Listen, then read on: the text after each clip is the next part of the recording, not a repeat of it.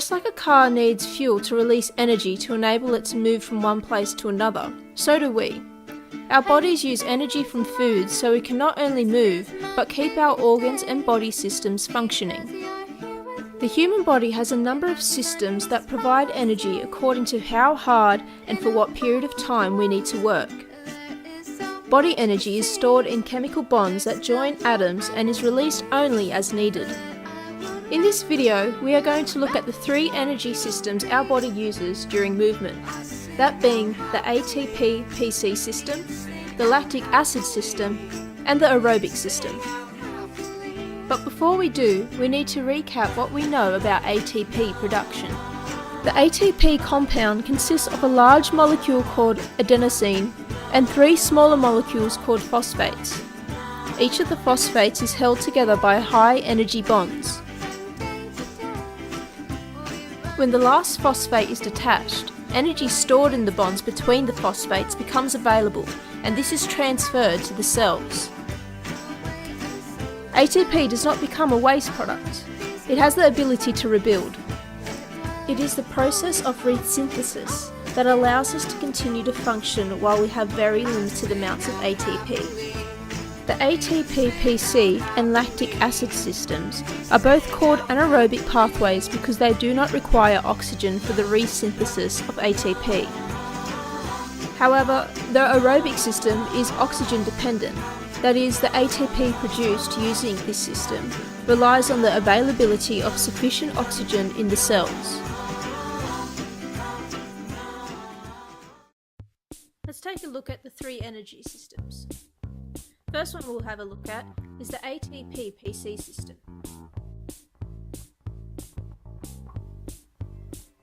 The source of fuel in this system is phosphocreatine. Because ATP supplies in the body is limited, we only have a sufficient amount for one explosive muscular contraction. It can last up to 10 to 12 seconds at 95 to 100% intensity, and there are no byproducts within this system.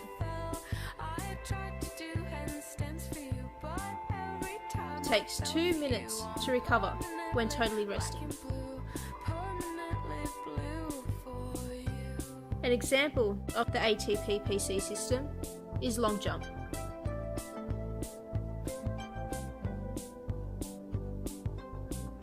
Another energy system is the lactic acid system.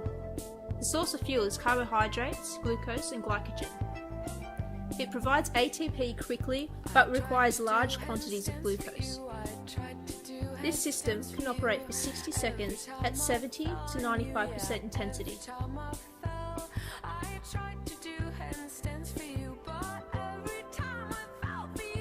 A byproduct of this energy system is lactic acid.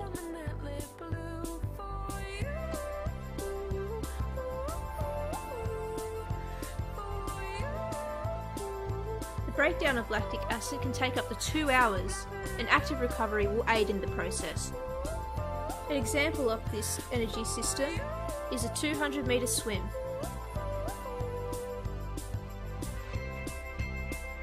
Now let's move on to the aerobic system. The source of fuel for the aerobic system is carbohydrate, fats and proteins. The efficiency of ATP production is unlimited, but it's very slow.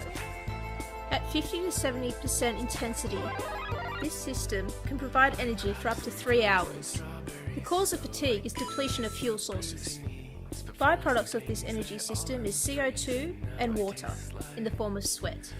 The rate of recovery in this energy system is dependent on the duration of the activity taking place. It may take 1 to 3 days.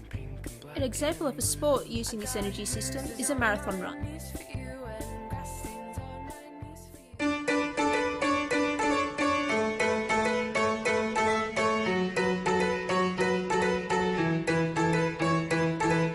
We cut the legs off of our pants, threw our shoes into the ocean, sit back and wait through the daylight, sit back and wait.